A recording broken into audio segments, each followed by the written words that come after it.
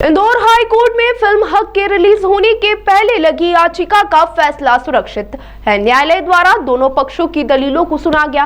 Film में dialogue और shot को लेकर आपत्ति ली गई, जिसको लेकर फिल्म निर्माता के अधिवक्ता ने 3 बिंदुएं बताए हैं। दरअसल फिल्म में एक महिला के हक की लड़ाई को लेकर दृश्य बताए गए हैं, जिसको लेकर फिल्म निर्माता के अधिवक्ता अजय बागड़िया के मुताबिक याचिका लगाई गई है।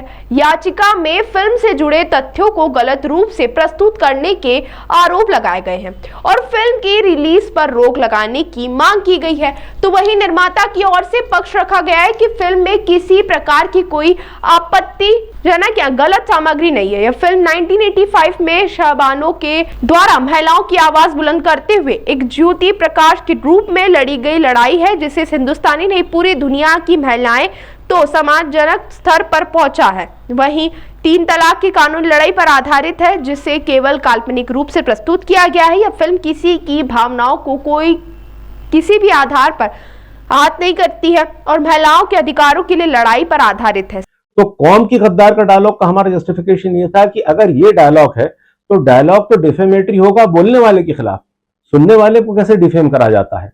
तो ये उनका वर्जन था और हमने ये कहा कि फिल्म के पहले एक डिस्क्लेमर दिया गया है, जिसमें स्पष्ट रूप से ये इंगित किया गया है, लिखा गया है और बोला गया है कि ये फिल्म 2 सोर्सेज से इंस्पायर होकर के बनी। पहला तो एक जिग्ना वोरा की किताब थी, बानो भारत की बेटी, और दूसरा सुप्रीम कोर्ट का वो लैंडमार्क जजमेंट था 1985 में सुप्रीम कोर्ट में दिया गया।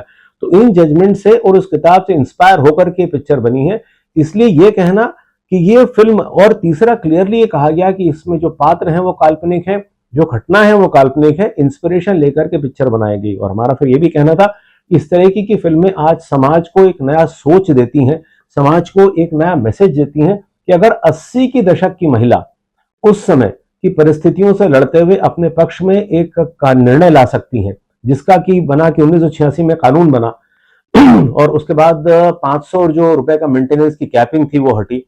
फिर उन्होंने कहा इद्दत पीरियड में महिलाएं इंटाइटल रहेंगी मेंटेनेंस के लिए। तो अगर ये लड़ाई तब लड़ सकती है तो आज हम 2020 के दशक में है, 2025 में की महिलाएं क्या नहीं कर सकती।